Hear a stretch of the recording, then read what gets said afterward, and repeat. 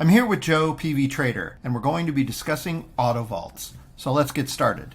Autovaults can be thought of as an extension of the farms. It really is farming, but done by an autovault. So when you farm, it requires you to wait for your eShare rewards to accumulate enough to make the gas fee worth claiming those eShare rewards. Then after claiming your rewards, you have to convert them back into more LPs and deposit them into the pool. So that's about 4 separate gas fees: claiming, converting the eShares to ETH, making the LPs, and redepositing them back into the farms. This is a slow and steady process of what we call tending your crops. The selling of eShare rewards for more LPs helps put buy pressure on EMP and improves PEG. Autovaults such as Magic is like hiring a farmer to tend your crops. The farmer will cover the gas expenses, time needed to sell those eShare rewards to make more LPs. This farmer can do all of this faster and cheaper than you can. The APRs in the farm are the same as Autovaults, but the APY will be much faster, and this is because there's faster LP production. And on top of all this, Magic uses half of their performance fee to buy and burn EMP. This reduces the circulating supply and helps drive EMP price higher. Once you deposit into Magic, you just sit back, relax with a cold drink, and watch your free farmer do all the work for you 24/7.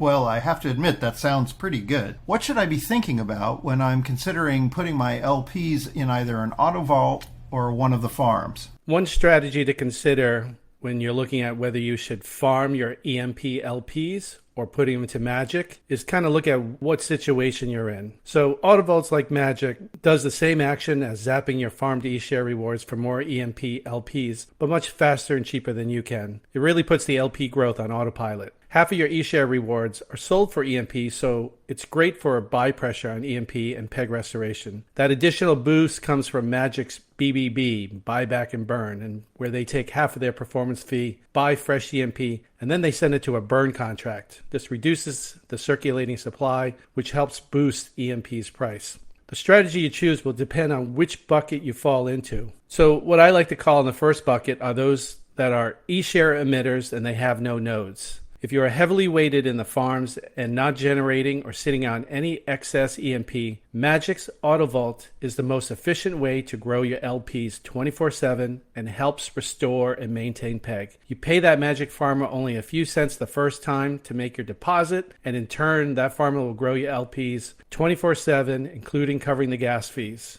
Talk about Magic. The second bucket is the eShare emitters that also have nodes. If you are heavily weighted in the farms and also earn EMP from nodes, you have the ability to make LPs faster than just straight farming or just even Autovaults. This is accomplished by selling your eShare rewards for Ethereum, then pairing that Ethereum with your node's EMP for more LPs that you can put back into the farm. If you have a large farm position and generate excess eShare for the LP pairing, the extra LPs can be sent to Magic if you wish. The third bucket are those that are EMP emitters.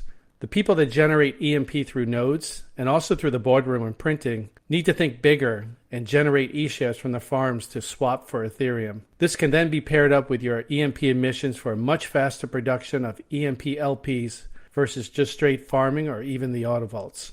The fourth bucket is what I call ETH holders. Only a few will fall into this bucket, but if you have ETH sitting somewhere else, chances are you are earning very little yield or nothing at all. That Ethereum can be used to make EMP LPs from your node and boardroom EMP emissions. These EMPs can be sent to Magic for LP production on autopilot. So in a nutshell, if you're making EMP, you'll want to generate enough eShare rewards in the farms from one or all 3 of the pools to sell for Ethereum, pair up with your EMP emissions. Once you get your emissions in balance with the farm, then you can use the extra LPs to send to the Autovaults. The strategy you use is really going to be up to you and your timeline. All these strategies that we discussed today and additional calculations, we have a whole section within our Discord called the Strategy Guide, and it will go through different strategies, and it will also have a lot of formulas like how to calculate PEG, how to calculate how many eShare rewards you're earning per day from the farms,